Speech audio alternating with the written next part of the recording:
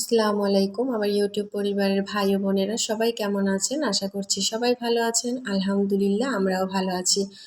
চলে আসলাম আবার একটা ভিডিও নিয়ে আপনাদের মাঝে শেয়ার করার জন্য। আশা করছি আজকের ভিডিওটাও ভালো লাগবে।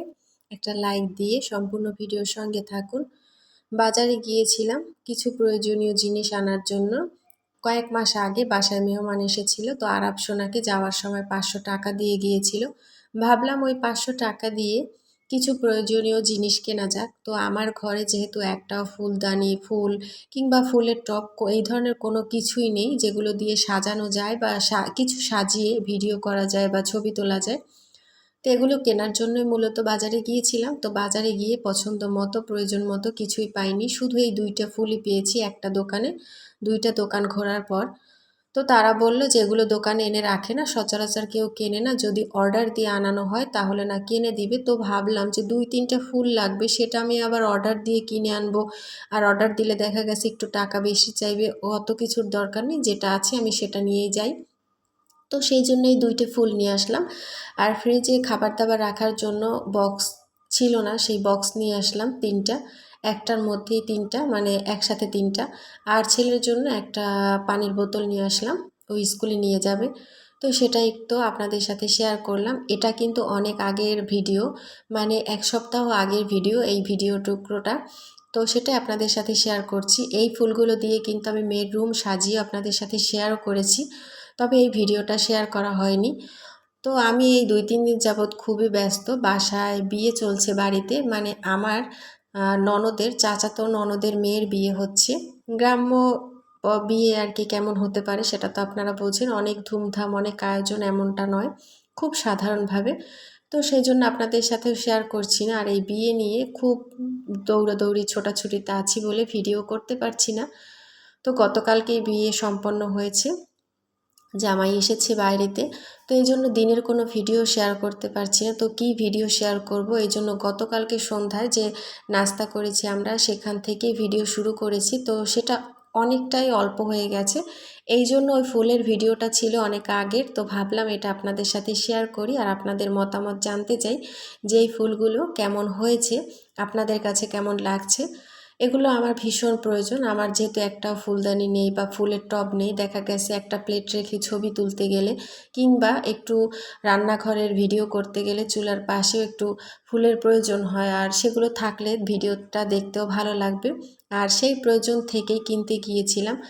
সেই 500 টাকা থেকে কিন্তু আমি 450 টাকা দিয়ে কিনে আবার 50 টাকা ফেরতও নিয়ে এসেছি। আসলে যতটুকু প্রয়োজন ছিল, যেভাবে প্রয়োজন ছিল তা তো পাইনি, তবে যেটা পেয়েছি সেটা নিয়েই বাসায় এসেছি। কালকে সন্ধ্যাবেলা আমার বড় ছেলে গিয়েছিল বাজারে, তো সেখান থেকে ও আবার পাউরুটি কিনে এনেছে ওর বাবার সাথে। বাসায় এনে বলছে যে মা একটু রং চা করো, পাউরুটি দিয়ে আমরা খাবো। তো আমিও ভাবলাম যে বাইরে যখন বৃষ্টি হচ্ছে, বৃষ্টির দিন একটু গরম গরম রং চা, আদা এলাচ দেয়া, আর সাথে যদি থাকে পাউরুটি তাহলে তো কোনো কথাই নেই। তো সেজন্য আমি একটু রং চা করে নিলাম, শাশুড়িকে একটু পাঠিয়ে দিলাম পাউরুটি আর রং চা। তারপর এই তো আমি 3 ছেলে মেয়েকে নিয়ে খেতে বসে পড়লাম। আর এরকম রং চায়ের মধ্যে পাউরুটি চুবিয়ে খেতে আমার ভীষণ ভালো লাগে। আপনাদের কার কার ভালো লাগে কমেন্টের মাধ্যমে কিন্তু জানাতে পারেন। আসলে এই 2-3 দিন ছোটাছুটিতে কোনো ভিডিও আমি করতে পারছি না, এই জন্য গতকালকে কোনো ভিডিও আপলোডই করিনি।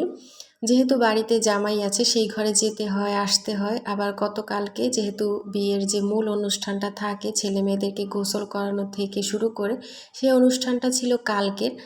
আর যেহেতু একদম সিমসাম আর সাধারণভাবে বিয়ে, এই জন্য আপনাদের সাথে শেয়ারও করতে পারছি না। তাছাড়া আরও একটা কারণ আছে, আমার ননদের মেয়ে খুবই ছোট, খুবই ছোট বয়সেই তো গ্রামের মেয়েদের বিয়ে হয়, আর ভালো পাত্র পাওয়া গেছে, এই জন্য বিয়েটা দিয়ে দেওয়া হয়েছে। তো এরপর কিন্তু রাতে রুটি করে রেখেছি সকালের জন্য, সেটাও আপনাদের সাথে শেয়ার করলাম।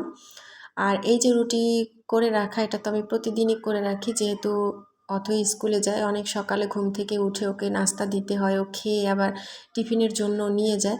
তো এখন লেবু বের করে নিচ্ছি আপনাদের ভাইয়ার জন্য, একটু শরবত করে দেব, সে আবার ইতিমধ্যে বাজার থেকে এসেও গেছে। তো শরবত করে খাইয়ে তারপর চলে আসলাম মশলা ব্লেন্ডার করার জন্য।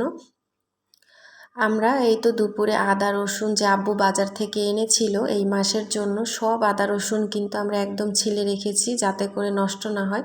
বৃষ্টিতে আদা রসুন কিন্তু পচে যায় বেশিরভাগে, সেই জন্য নষ্ট হওয়া থেকে বাঁচানোর জন্য সব আদা রসুন একসাথেই ছিলে নিয়েছি। আর ব্লেন্ডার করে রেখে দিলে দেখা গেছে যে 1 মাস না গেলেও 20-25 দিন যাবে, কারণ প্রতিদিন তার মাংস খাওয়া হয় না। আর মাংসর ক্ষেত্রে আমরা শুধু আদা রসুন ব্যবহার করি, অন্যান্য রান্নার ক্ষেত্রে ব্যবহার করি না। রসুন যদি 2-1টা একটু মাছে লাগেও তখন পেঁয়াজের সাথেই বেটে নেই পাটায়।